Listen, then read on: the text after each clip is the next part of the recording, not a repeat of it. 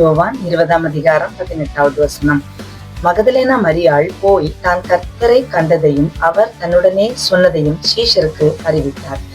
இங்கு மகதலேனா மரியாள் உயிர்த்தெழுந்த இயேசுவை கண்டதை சீஷர்களுக்கு போய் அறிவித்ததை பார்க்க முடியும். கண்டதை அறிவித்தாள், கேட்டதை சொன்னதை அறிவித்தாள். எனக்கு அநேகம் பேருக்கு ஆண்டவரை பற்றி சொல்வதற்கும் ஊழியம் செய்வதற்கும் விருப்பம் உண்டு. ஆனால் பொறுத்து காத்திருப்பார்கள்.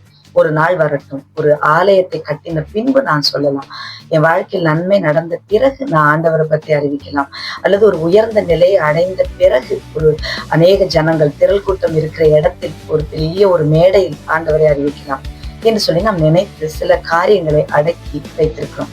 ஆனால் இங்கு ஆண்டோடைய வார்த்தை என்ன சொல்லுகிறது என்றால், கண்டதையும் கேட்டதையும் சொல்ல நமக்கு தாமதம் தேவையில்லை.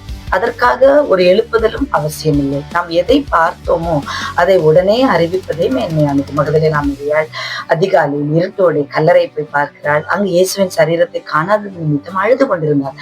ஆனால் அவளை இயேசு சந்தித்து, ஏன் அழுகிறாய், யாரை தேடுகிறாய் என்று ஆண்டவர் கேட்டார்.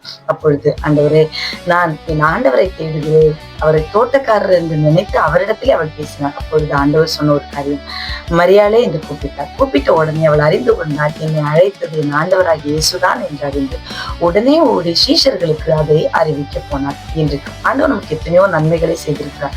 தாமதம் பண்ணாமல் நாம் எதை கண்டோமோ, அது எதை கேட்டோமோ, எதை ஆண்டவரிடத்திலிருந்து அறிந்து கொண்டோமோ அதை மற்றவர்களுக்கு துரிதமாய் அறிவிக்க வேண்டும். ஏனென்றால் ஒரு காரியத்தை செய்வதற்கு சில நன்மைகள் நம்முடைய வாழ்க்கையில் வருவதற்கு அவசரப்படுகிறோம். அதே நேரத்தில் ஆண்டவரை பற்றி சொல்ல அதே அவசரம் நமக்கு தேவை. ஏனென்றால் இந்த உலகத்தில் அநேக தேவையோடு மக்கள் இருக்கிறார்கள்.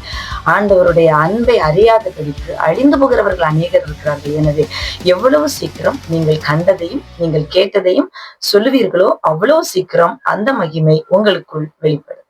God bless.